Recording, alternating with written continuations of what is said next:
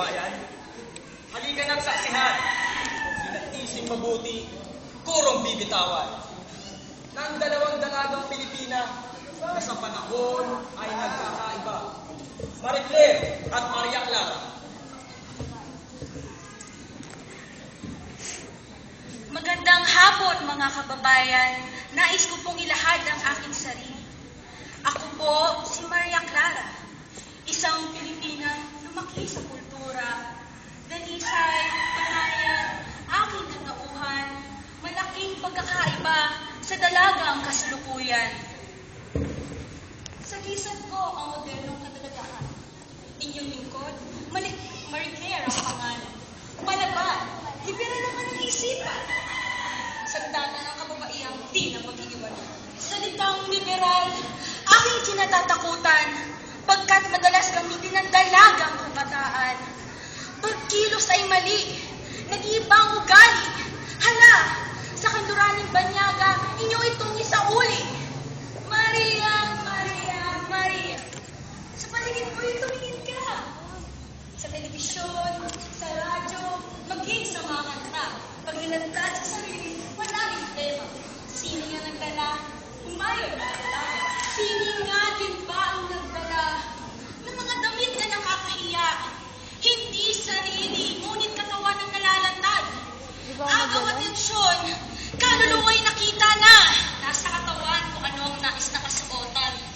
Respeto sa sarili, kaya niyang gampanan. Mga mitiing nasa isip na nais ilabas. Sa panahon mo, Maria, hindi mo iyan karapatan. Oo, ito ay karapatan namin. Pagkat kami sumusunod, mabubuting payo ang ikinalulugod. Paggalang at mag-aral ang aming inuna. Hindi ang pinsalang tawag niyo yung pagsusota. Pagsusota? Ah, marami sa amin pag-ibig ay tinatama. Silbi nito'y inspirasyon sa aming paggawa. Sa panahon yung dati, ito'y tinuloy. Bakit, Maria? Siguro sakal at tinatali. Maaring yaon na ay tama. Ngunit hindi mo may kakaila. Marami sa inyo ay sa pag-ibig na pinawara. Anong iyong tugon? Modernong dalaga? Nasa kababaihan. Ang pag-iingat na kailangan. Alam naman niya. Marahas ang mundo kasalukuyan. Kung sa bagay, gusto na rin naman ang magkaayon sa karamihan. Kita mo na, modernong dalaga. Umamit ka rin kapag naka. Iilan na lang pa sa inyo'y birhen pa. Sa inyong maging asawa. Kayo'y nakakahiya. Pakailan mo namin sa mga kalalakihan. Dapat na ibigay lang naman namin ang aming sagustuhan. Ano?